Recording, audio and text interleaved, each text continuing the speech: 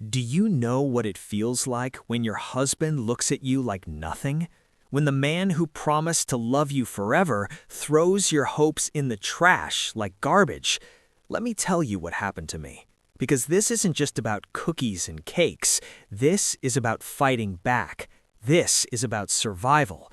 This is the day I realized I married a man who didn't deserve me. My name is Elena Rodriguez, and this is the story of how I went from selling pastries on street corners to building a billion-dollar bakery empire. But more than that, this is the story of how I lost everything and found myself. The sun was shining that Thursday morning, but I felt darkness coming. I could sense it in my heart, the way you know something terrible is about to happen. It was 6 in the morning, and I was already exhausted. I had been up since 3:30, baking in my tiny kitchen, pulling trays of cookies and brownies from the oven, packing them carefully into plastic containers. My hands were shaking as I arranged everything on my old serving tray. Not because I was cold, even though the air conditioning in our apartment barely worked. No, I was shaking because I felt ashamed. Deeply, completely ashamed. I, Elena Rodriguez, wife of Robert Rodriguez, was about to go sell pastries on the street like I had nothing, like I was nobody. I looked at myself in the bathroom mirror. 32 years old, but I looked 40. Dark circles under my eyes from lack of sleep, my hair pulled back in a messy ponytail because I didn't have time to style it.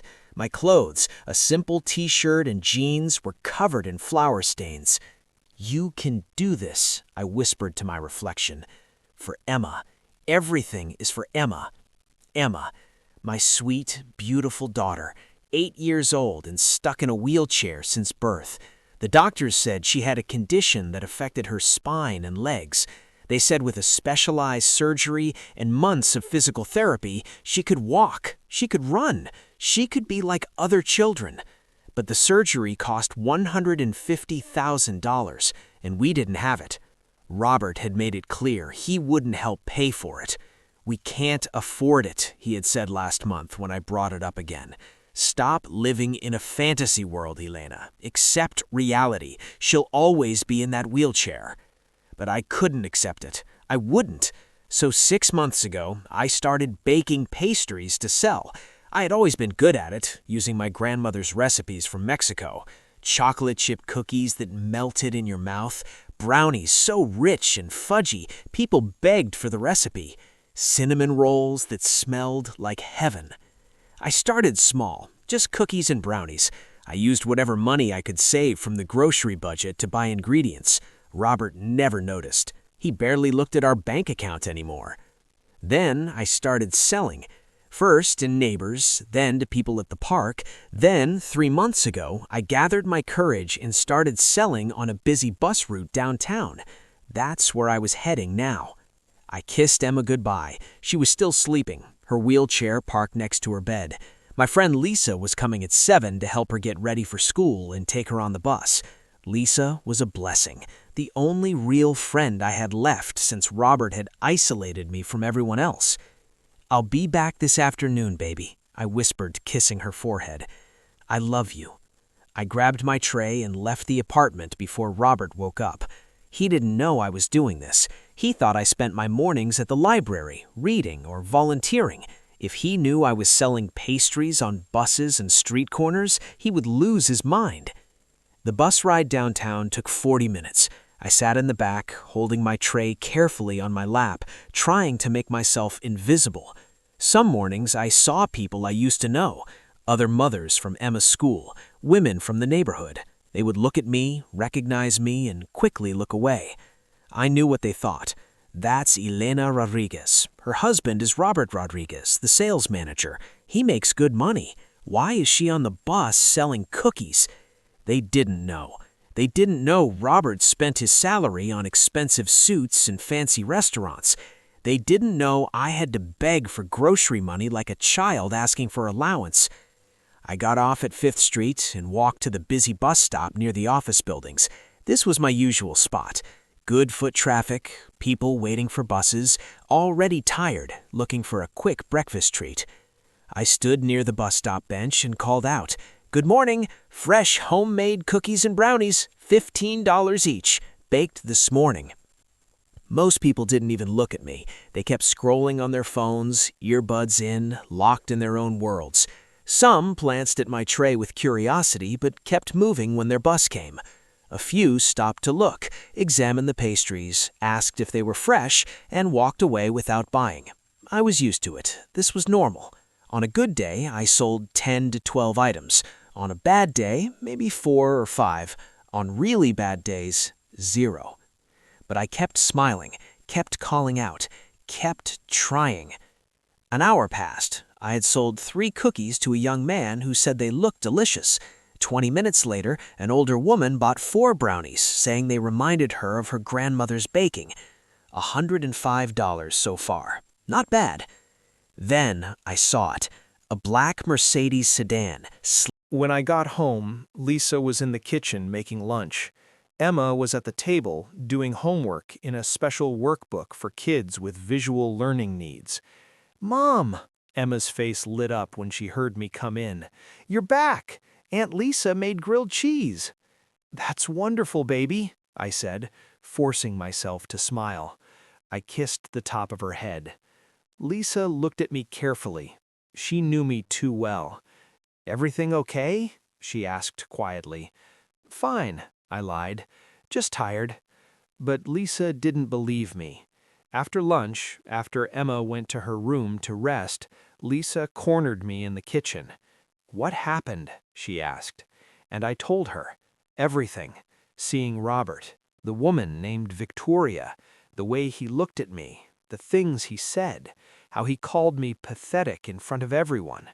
Lisa's face got darker and darker as I talked. "That bastard," she said when I finished. "Elena, you know what this means, right?" "He's cheating on me," I said. The words felt strange coming out of my mouth, like saying them made it real.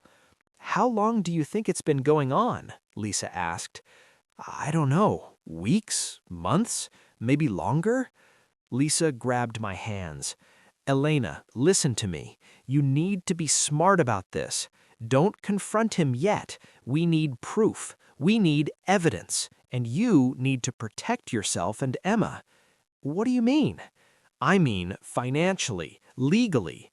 If you're going to leave him, you need to be prepared. You need money saved. You need a plan." Leave him. The words hung in the air between us. Could I leave him?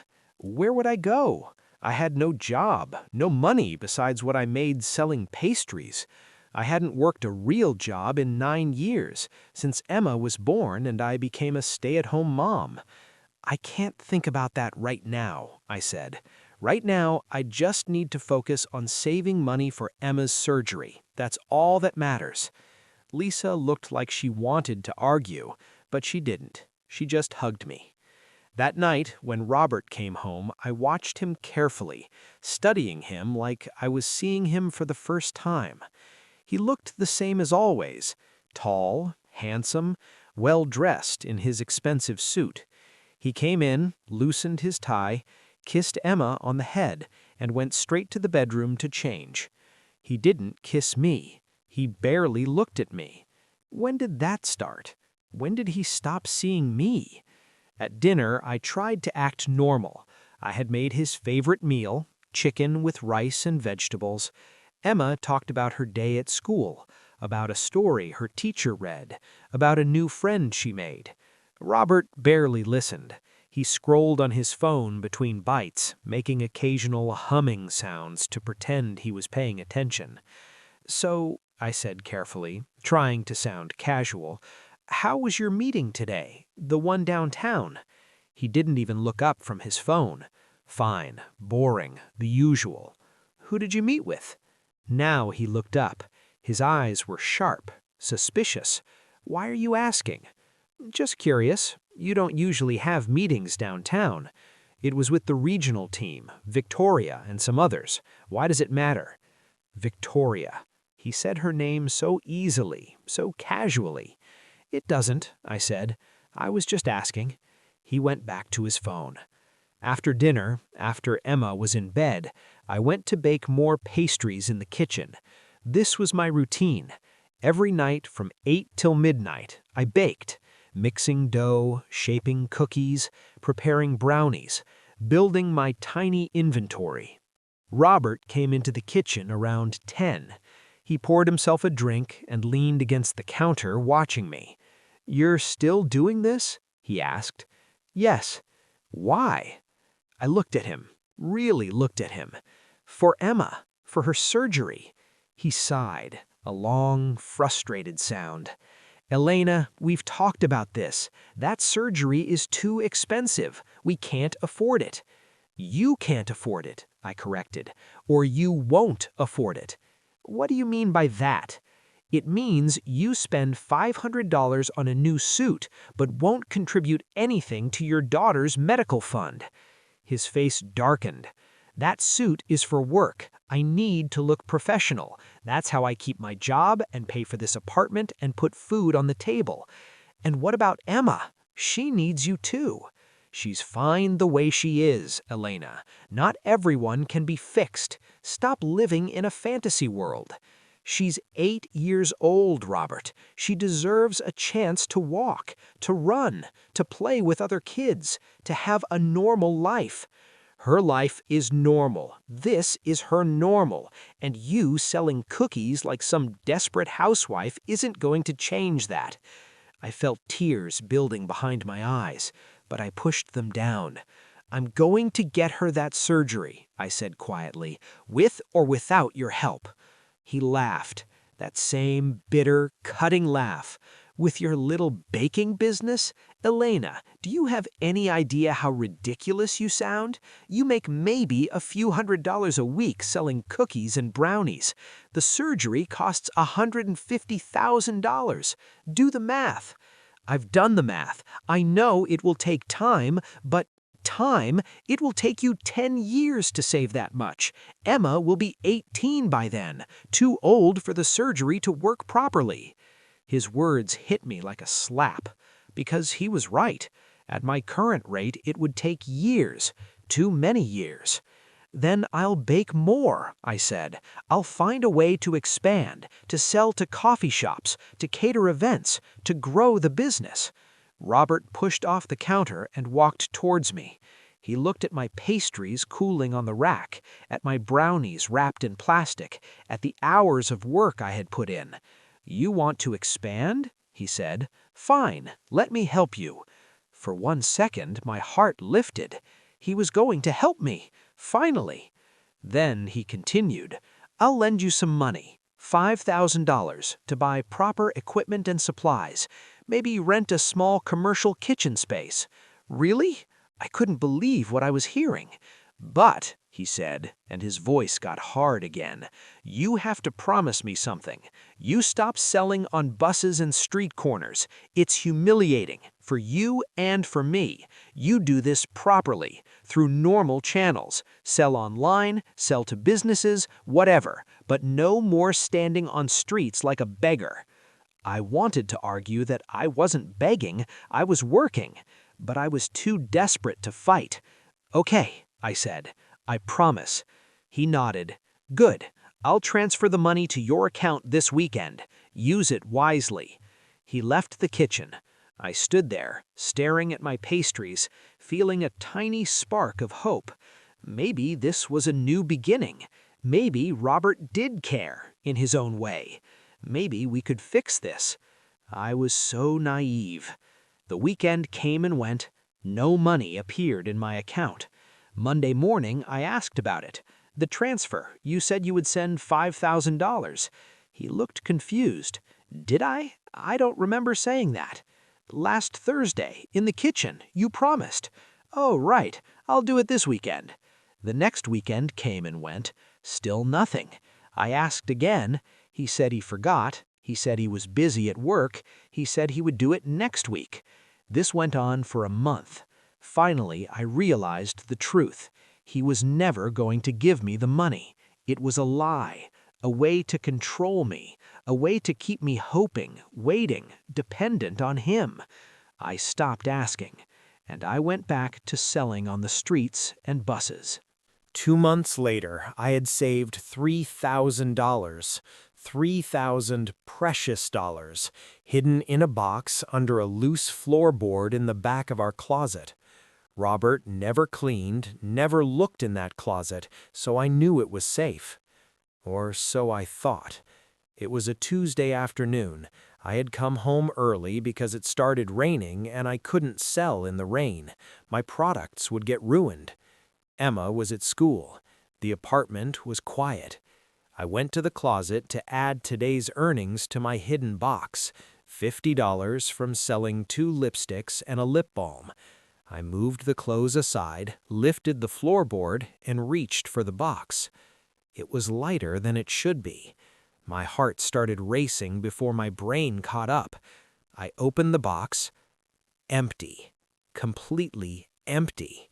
The $3,000 I had saved over 6 months. Gone. Every single bill. I dumped the box upside down. Maybe I had moved it. Maybe I had put it somewhere else and forgot. But no, this was the box. This was the spot. And it was empty. No, no, no, no, I heard myself saying, my voice getting higher and more panicked. No, this can't be happening. I tore through the closet, threw clothes everywhere, checked every shoebox, every pocket, every possible hiding place. Nothing.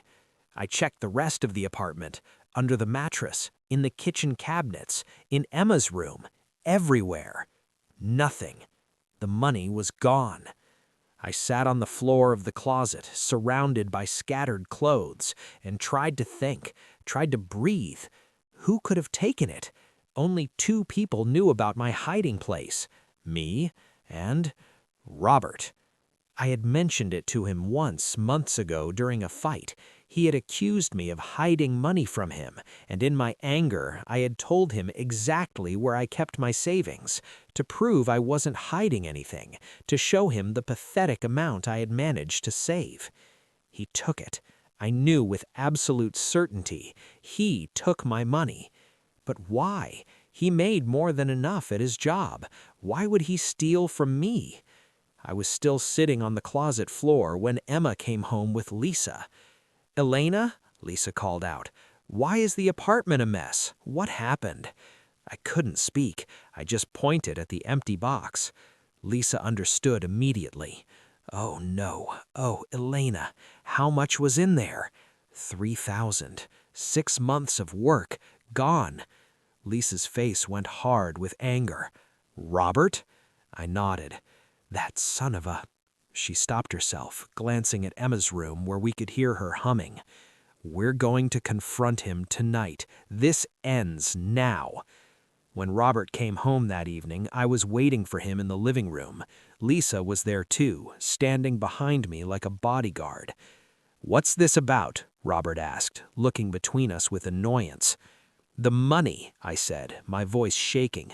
"The $3,000 I had saved. It's gone. Did you take it?" He didn't even hesitate. "What? No. Why would I take your money?" "Because you're the only one who knew where it was hidden." He laughed, but it sounded forced. "Elena, I have no idea what you're talking about. You probably misplaced it. You're always so disorganized." "I didn't misplace $3,000, Robert." "Then maybe someone broke in. Maybe Lisa took it. How do I know? I didn't touch your money. I don't need your money." The accusation against Lisa made my blood boil.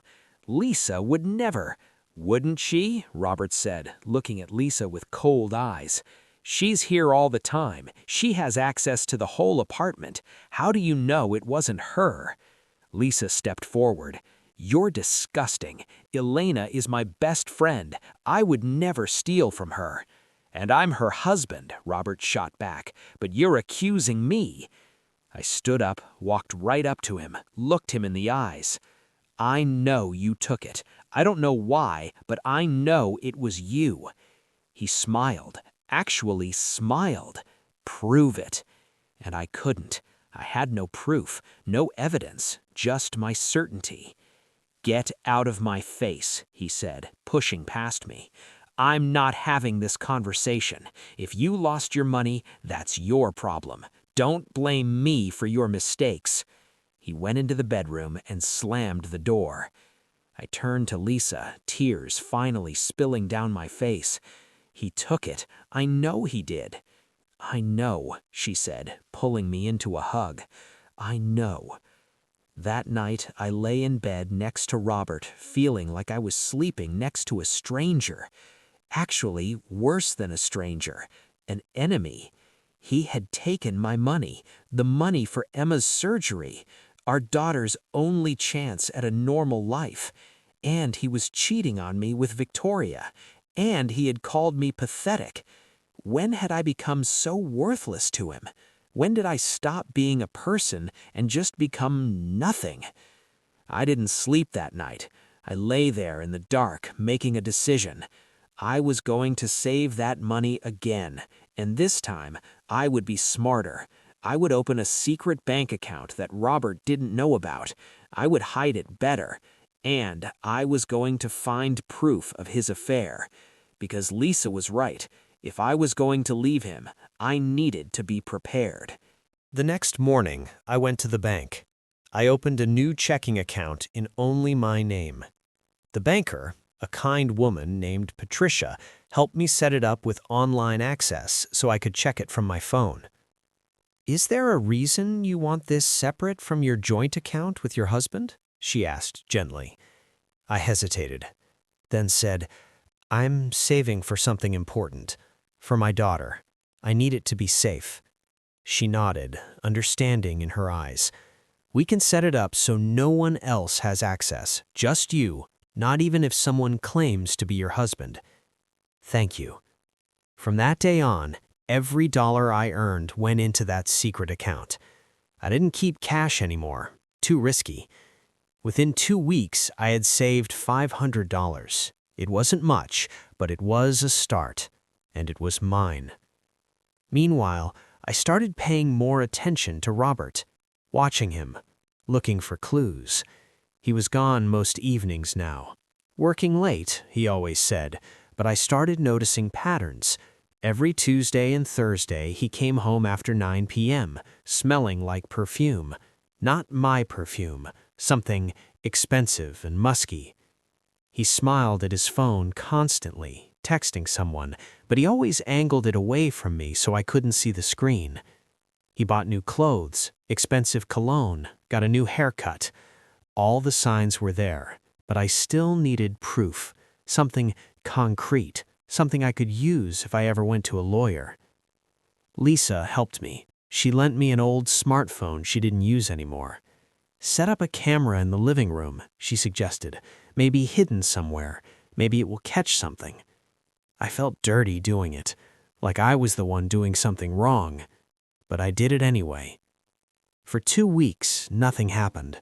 Robert came and went. I watched the footage every night, fast-forwarding through hours of empty apartment. Then, on a Wednesday afternoon, when Emma and I were supposed to be at a doctor's appointment, I saw it.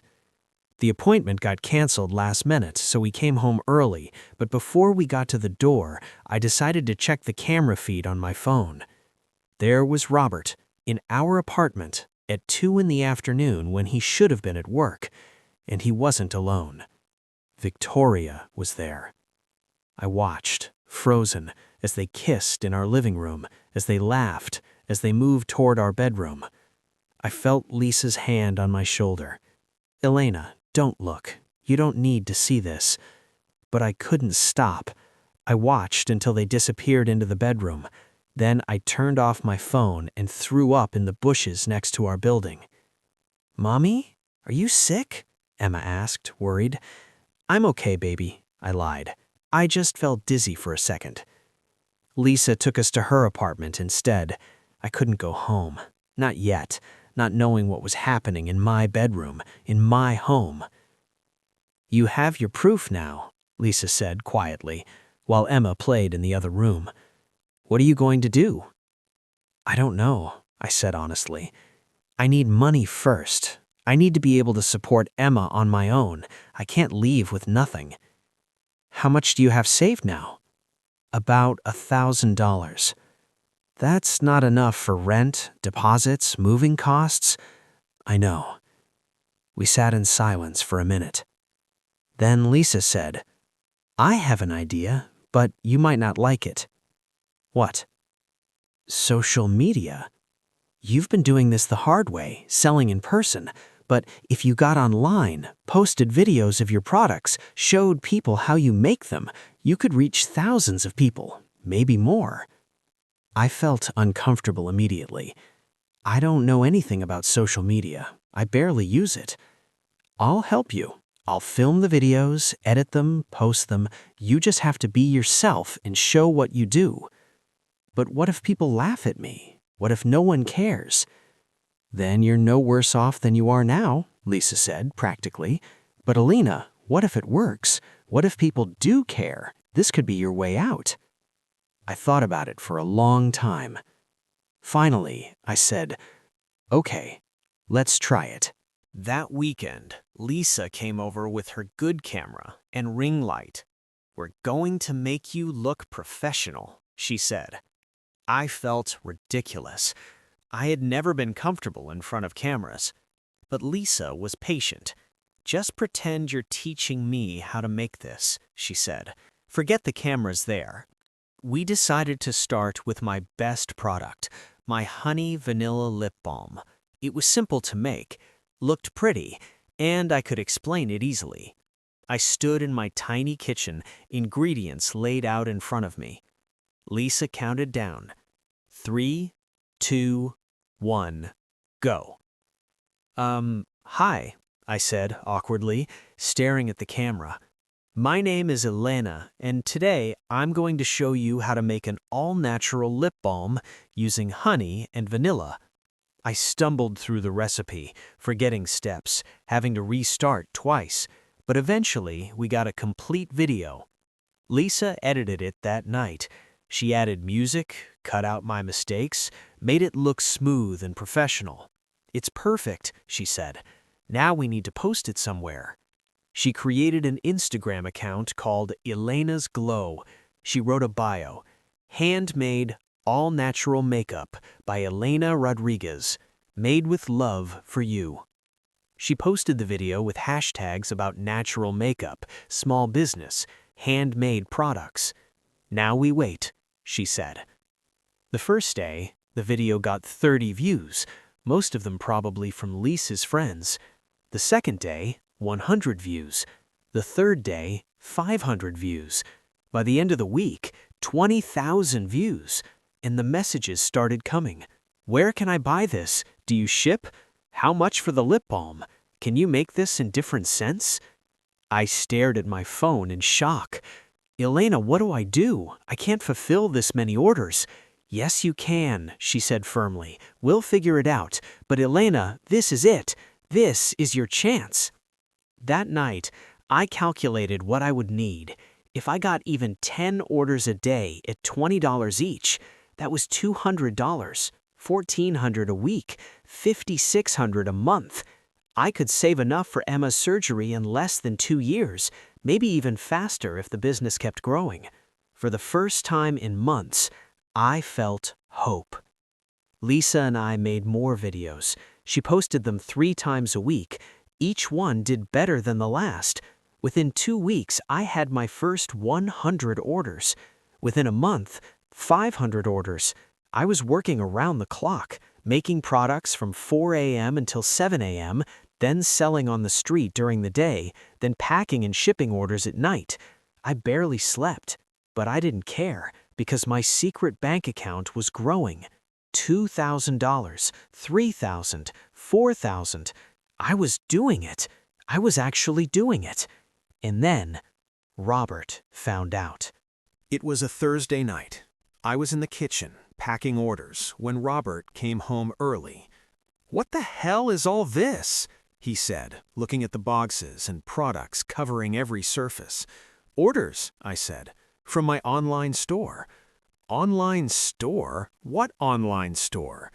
I explained about the Instagram account, the videos, the orders. His face got darker and darker as I talked. "Let me see," he demanded. I showed him the account on my phone. 20,000 followers now. Videos with hundreds of thousands of views. He scrolled through the comments, read them out loud with disgust in his voice. "You're so inspiring. I love your products. You're amazing." He looked at me. "Do you see what you're doing? I'm building a business. You're embarrassing me," he shouted. "Everyone can see these videos. My coworkers, my boss, everyone. They're going to think I can't provide for my family, that my wife has to sell makeup online like some desperate—" "I am desperate," I interrupted. "I'm desperate to help our daughter, something you clearly don't care about." "Don't you dare," he said, his voice going low and dangerous. "Don't you dare use Emma to justify this circus you've created. It's not a circus. It's a business. It's humiliating. Delete the account now." "No!" The word hung in the air between us. Robert stared at me like he couldn't believe what he heard. "What did you say?" I said, "No, I'm not deleting it. This is working. I'm making real money. I'm building something. And I'm telling you to stop. As your husband, I'm telling you this ends now." "You're not my boss," I said quietly. "You don't get to tell me what to do." What happened next happened so fast I barely processed it. His hand moved, connected with my face, hard. The slap echoed through the kitchen. I stumbled backward, my hand flying to my cheek. It was burning. I could already feel it swelling. From the living room, I heard Emma cry out, "Mommy, what was that noise?" Robert and I stood frozen, staring at each other. He had hit me.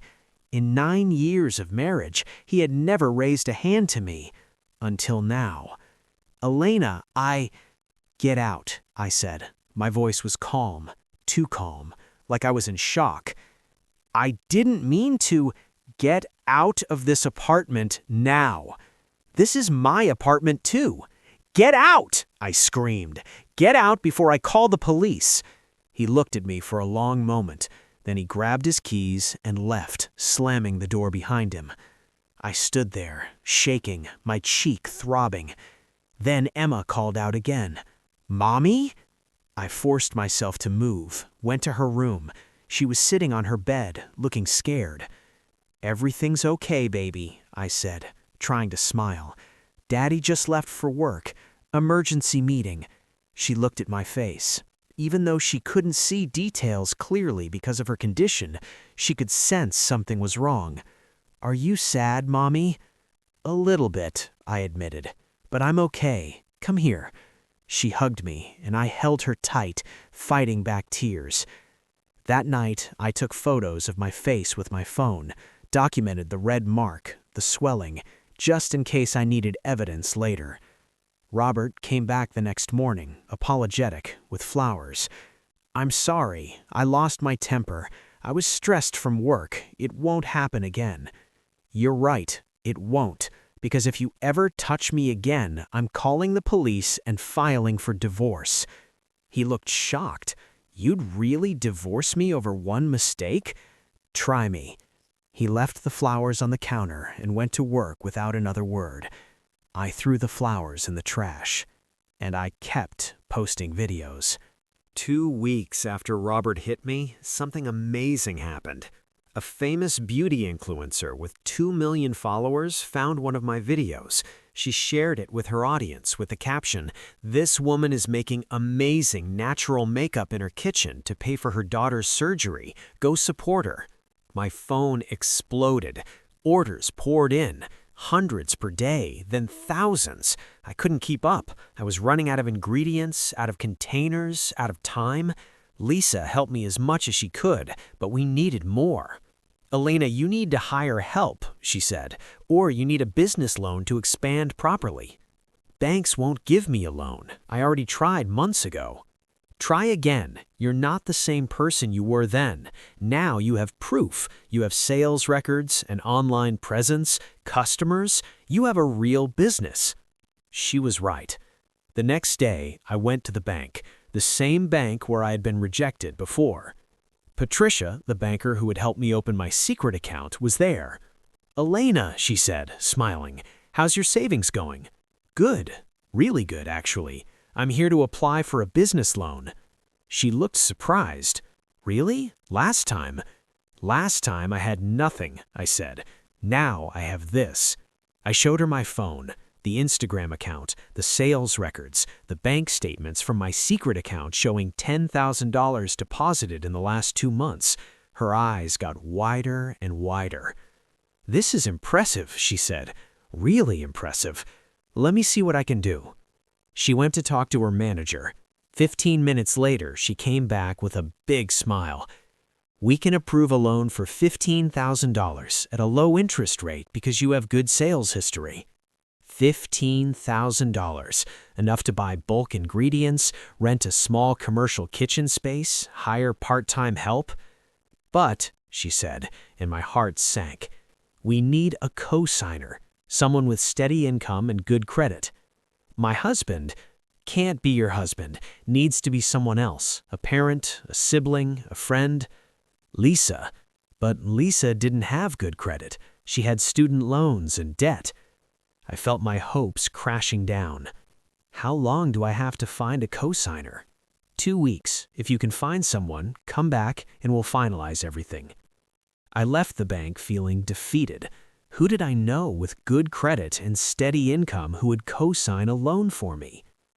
That evening, I was selling my last batch of street corner products when a man approached my table. He looked familiar, but I couldn't place him. "Elena, right?" "Yes."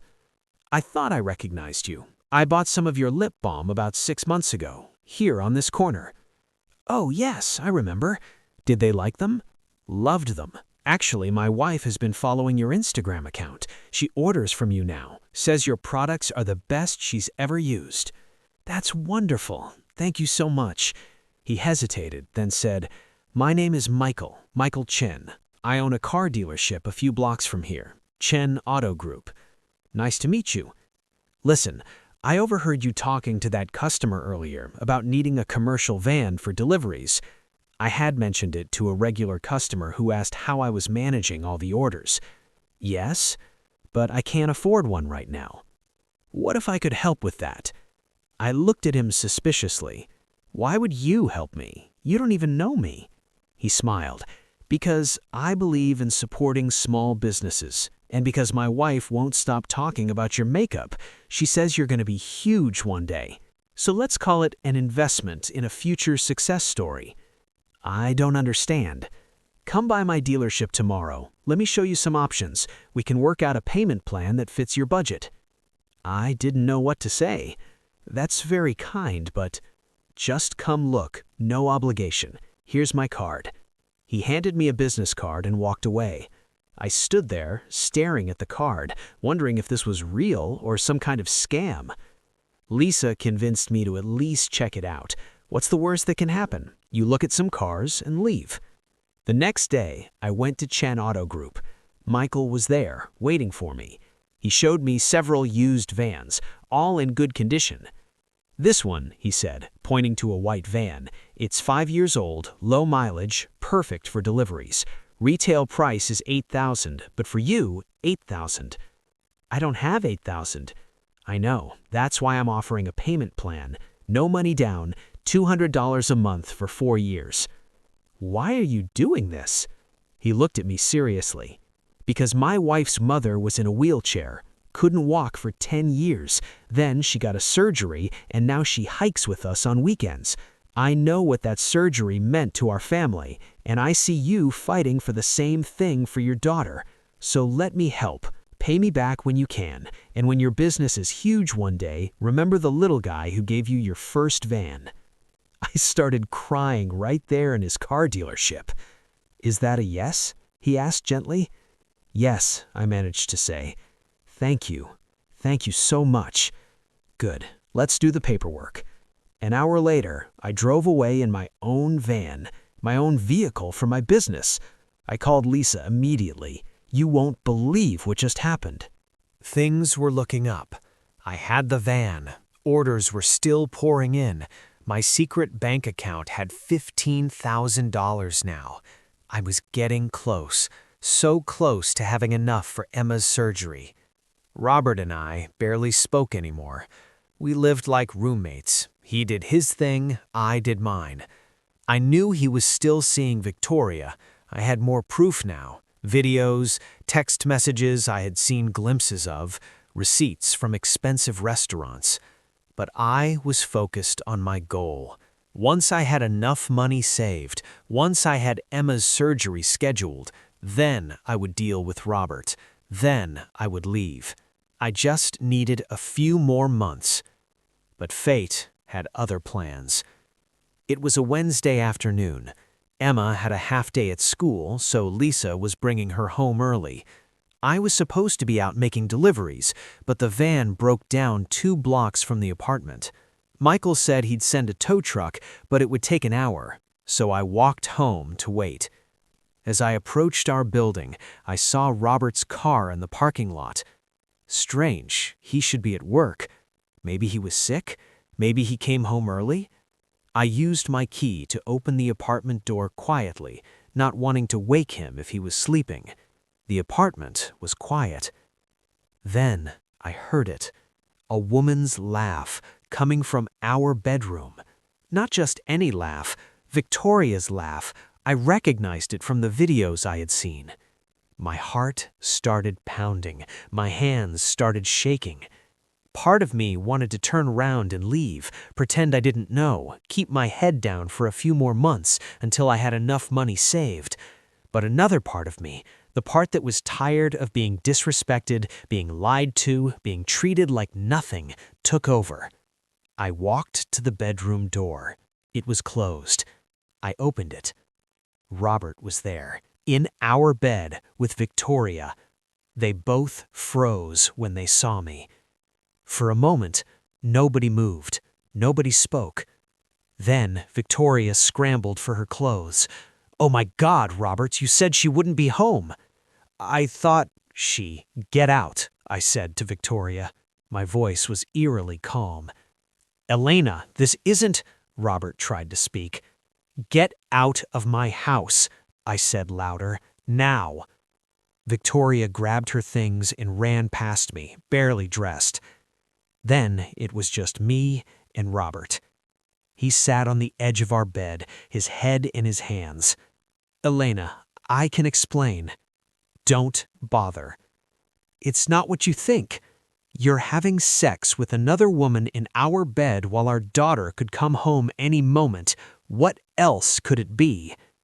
"It just happened. I didn't plan—" "How long?" I interrupted. "What?" "How long have you been cheating on me?" He was quiet. "How long?" I shouted. 6 months, he said quietly.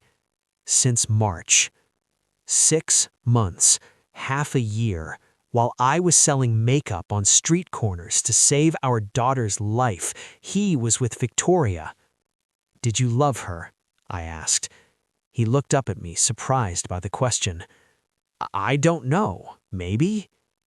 I nodded slowly. "Get out." "This is my apartment too."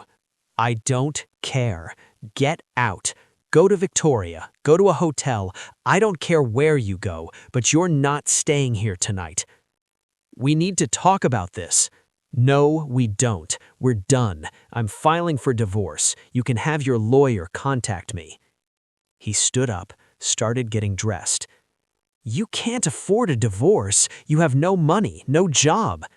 "I have more than you think," I said coldly. "Now get out." He left. I sat on the edge of the bed, the same bed where he had just betrayed me, and felt nothing. No tears, no rage, nothing. I was empty. Then I heard the front door open. "Mom, we're home," Emma's voice. I stood up quickly, changed the sheets, threw them in the wash, sprayed air freshener. By the time Lisa and Emma came to the bedroom, I had myself together. "Hey, baby," I said, smiling. "How was school?" "Good. We learned about butterflies." "That's wonderful."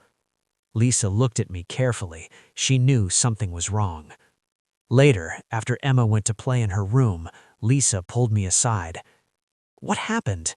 And I told her everything. "Oh, Elena," she said, pulling me into a hug. "I'm so sorry." "Don't be. I'm not. I'm actually relieved. Now I know for sure. Now I can move forward." "What are you going to do?" "I'm going to save enough money for Emma's surgery. Then I'm going to divorce him and build my own life, a better life." "You're so strong." "I have to be, for Emma." Things were looking up. I had the van, orders were still pouring in. My secret bank account had $15,000 now. I was getting close, so close to having enough for Emma's surgery. Robert and I barely spoke anymore. We lived like roommates. He did his thing, I did mine. I knew he was still seeing Victoria. I had more proof now. Videos, text messages I had seen glimpses of, receipts from expensive restaurants. But I was focused on my goal.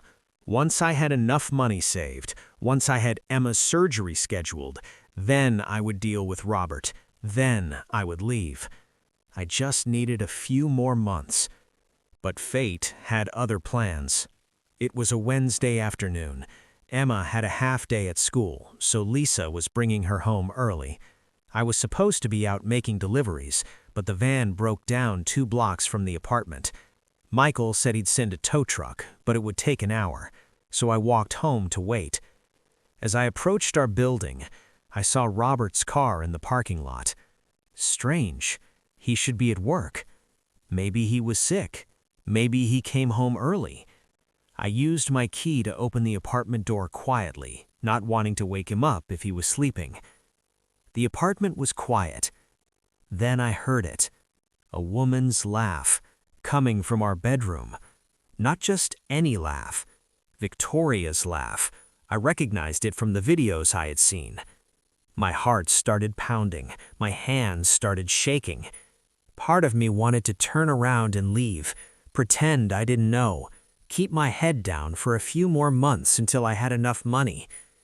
But another part of me, the part that was tired of being disrespected, being lied to, being treated like nothing, took over. I walked to the bedroom door. It was closed. I opened it. Robert was there, in our bed, with Victoria. They both froze when they saw me. For a moment, nobody moved, nobody spoke. Then Victoria scrambled for her clothes. "Oh my God, Robert, you said she wouldn't be home." "I thought," Robert started. "Get out," I said to Victoria.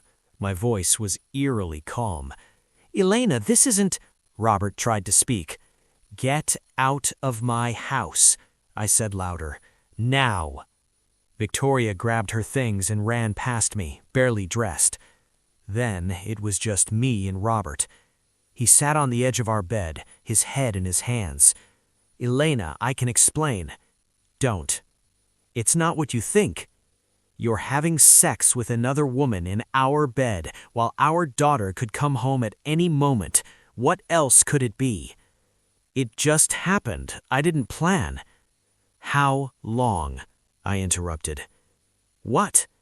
"How long have you been cheating on me?" He was quiet. "How long?" I shouted. 6 months, he said quietly. "Since March."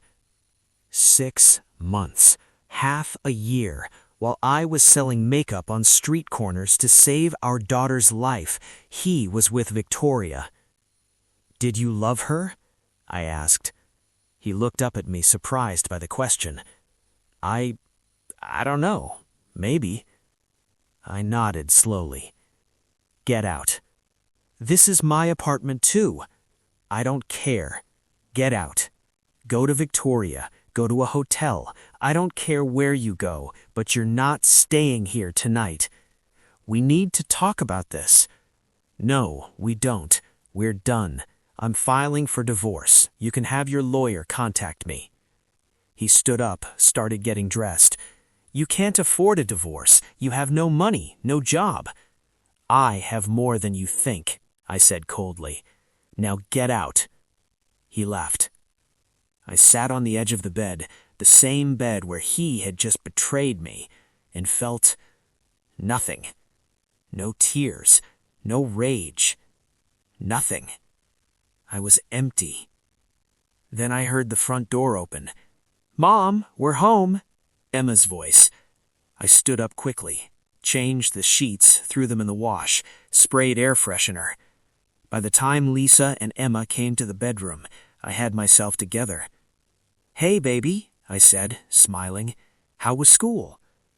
"Good. We learned about butterflies." "That's wonderful." Lisa looked at me carefully. She knew something was wrong.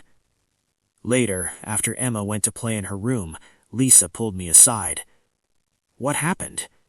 And I told her everything. "Oh, Elena," she said, pulling me into a hug. "Don't be." "I'm not. I'm actually relieved. Now I know for sure. Now I can move forward." "What are you going to do?"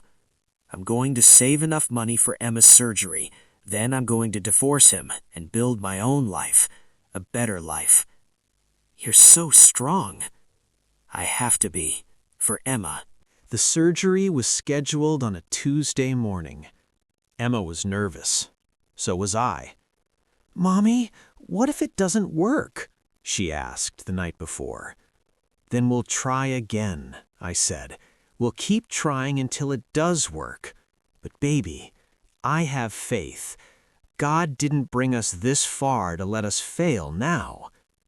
"I'm scared." "Me too. But we're brave, right? We're fighters." She nodded. The next morning, we arrived at the hospital at 6 a.m. The nurses were kind and gentle with Emma. They explained everything, made her feel safe. The surgeon, Dr. Patterson, came to talk to us before the operation. "This is a complex surgery," he said honestly, "but I've done it many times. I'm confident we can help Emma walk again. It will take time, physical therapy, hard work, but I believe she can do it." "Thank you," I whispered. "Thank you for giving her this chance."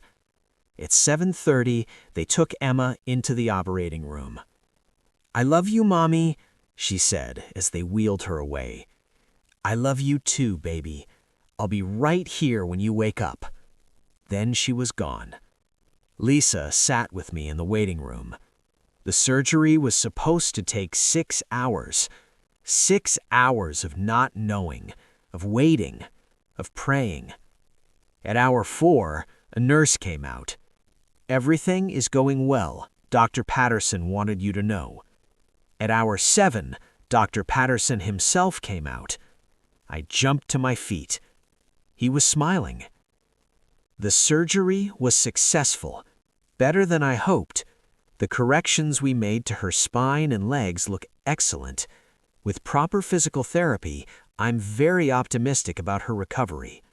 I collapsed into a chair, sobbing with relief. "Can I see her?" "She's in recovery now. Give her another hour, then you can see her." That hour felt like 10 years. Finally, a nurse came to get me. "She's awake, asking for her mommy." I ran to the recovery room. Emma was lying in a hospital bed, looking tiny and pale, but she was smiling. "Mommy," she said weakly. "Hi, baby. How do you feel?" "Sleepy and sore, but good." I held her hand carefully, afraid to hurt her. "You did it! You were so brave." "Did it work? Can I walk?" "Not yet. You need to heal first, then physical therapy. But Dr. Patterson says you're going to walk. Really walk." "Really?" "Really." She closed her eyes, still smiling. "I'm gonna run, Mommy. I'm gonna run so fast." "I know you will, baby." The recovery was long. Weeks in the hospital, then months of physical therapy. But slowly, gradually, Emma got stronger. First, she could sit up without pain, then stand with support, then take one step with a walker, then 2 steps, then 5. 6 months after the surgery, Emma walked across the physical therapy room by herself. I cried watching her. A year after the surgery, Emma ran. Actually ran.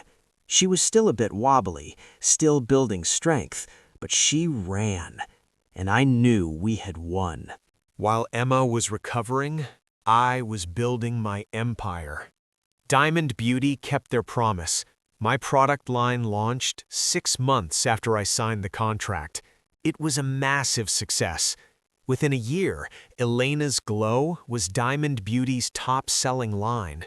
They offered me an even bigger deal, more money, more creative control, ownership stake in the company. I accepted. By the time Emma could walk on her own, I was worth $20 million. $20 million. The woman who used to sell makeup on street corners for $20 each was now a multi-millionaire. The woman who used to beg her husband for grocery money now had financial advisors and accountants. The woman who used to hide savings under floorboards now had investments and assets. It felt surreal. Lisa stayed with me through everything. I gave her a job as my operations manager, made her a partner in the business. "I couldn't have done this without you," I told her. "Yes, you could have," she said. "You're the strongest person I know." "No, you saved us. You and your kindness." I bought a house, a beautiful house with a yard where Emma could play and run. I bought a new car, not fancy, just reliable. I donated to charities that help children with disabilities. I started a foundation to provide interest-free loans to single mothers starting businesses. I lived simply, but comfortably. I never forgot where I came from. The divorce from Robert was finalized a year after Emma's surgery. He tried to get alimony, tried to claim he deserved half of everything I built. My lawyer laughed in his face. She said, "You abandoned your wife and child. You committed adultery. You stole from her. You physically abused her. You'll be lucky if you get supervised visitation with Emma." The judge agreed. Robert got nothing, except mandatory child support payments and supervised visits with Emma once a month. He appealed, lost, appealed again, lost. Finally, he gave up. I heard through friends that he lost his job, that Victoria left him, that he was living in a small apartment, barely getting by. I felt nothing, no satisfaction, no pity, just nothing. He had made his choices. 2 years after signing with Diamond Beauty, I opened my own flagship store. Not partnered with Diamond Beauty, this was all mine. Elena's Glow Boutique, on 5th Street, the same street where I used to sell products on a card table. The grand opening was huge. News crews, influencers, celebrities, politicians, everyone came. Emma stood next to me, wearing a beautiful dress, walking perfectly on her own 2 feet. "Mom, your store is so beautiful," she said, looking around with wide eyes. "Our store," I corrected. "This is for you, baby. All of this." Lisa hugged me. "Look at you. Look at what you built." I looked around at the store, at the customers, at the products with my name on them. I had done it. Against all odds, I had actually done it. Then I saw him, Robert, standing at the edge of the crowd. He looked older, tired, smaller somehow. Our eyes met across the room. He started walking toward me. Emma noticed. "Mom, it's Dad." "I see him, baby." Robert approached slowly. He looked nervous. "Elena," he said, "congratulations. This is incredible." "Thank you." An awkward silence. "I wanted to say I'm sorry for everything. I was wrong about everything. I didn't believe in you. I should have supported you. I should have helped with Emma's surgery. I should have been a better husband and father." I looked at him. Really looked at him. This man who had torn me down, who had called my dreams stupid, who had stolen from me, who had cheated on me, who had hit me. This man who had made me feel worthless. "I appreciate your apology," I said calmly. "And I forgive you, not for you, but for me, because I don't want to carry anger anymore." He looked hopeful. "Does that mean we could maybe try again? I've changed. I understand now what I lost. I want my family back." Emma tugged at my sleeve, looking confused and hopeful. I looked down at my daughter, this beautiful, strong girl who could now walk because I refused to give up. Then I looked back at Robert. "No," I said gently. "We can't try again. You're Emma's father. I won't take that away from her. If she wants a relationship with you, I'll support that. But you and we're done.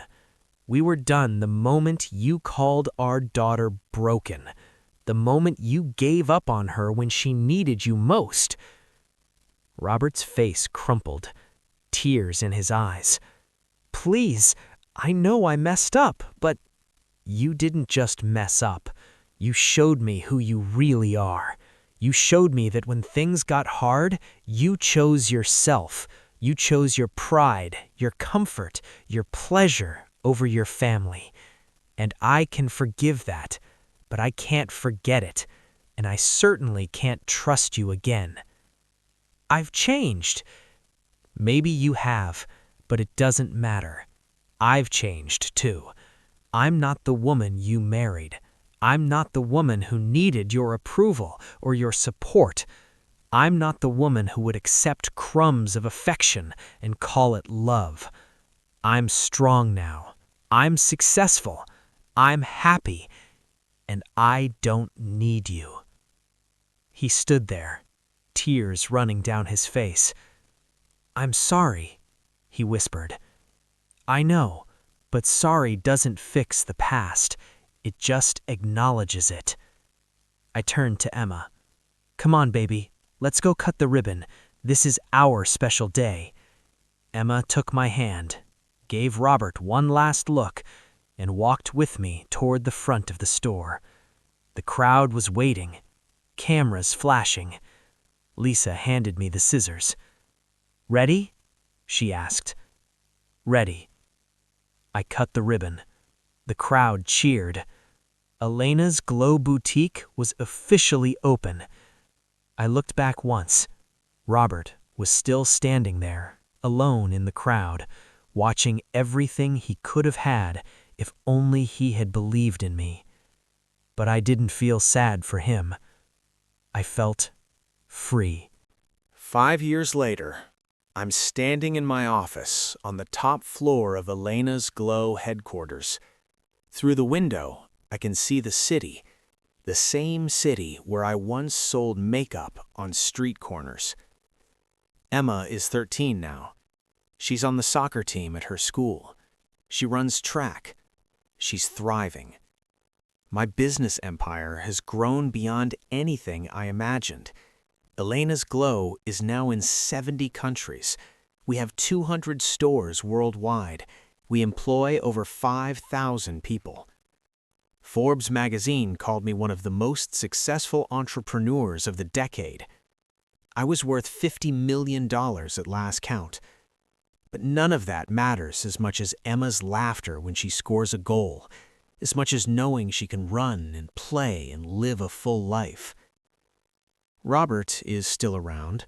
He sees Emma once a month, supervised visits that gradually became unsupervised as he proved he could be trusted. He remarried last year.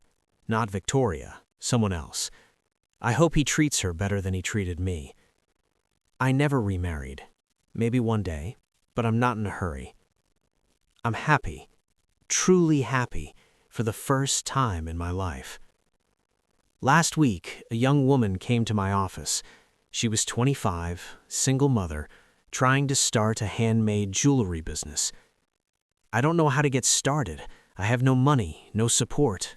Everyone tells me I'm dreaming too big. I looked at her and saw myself 10 years ago.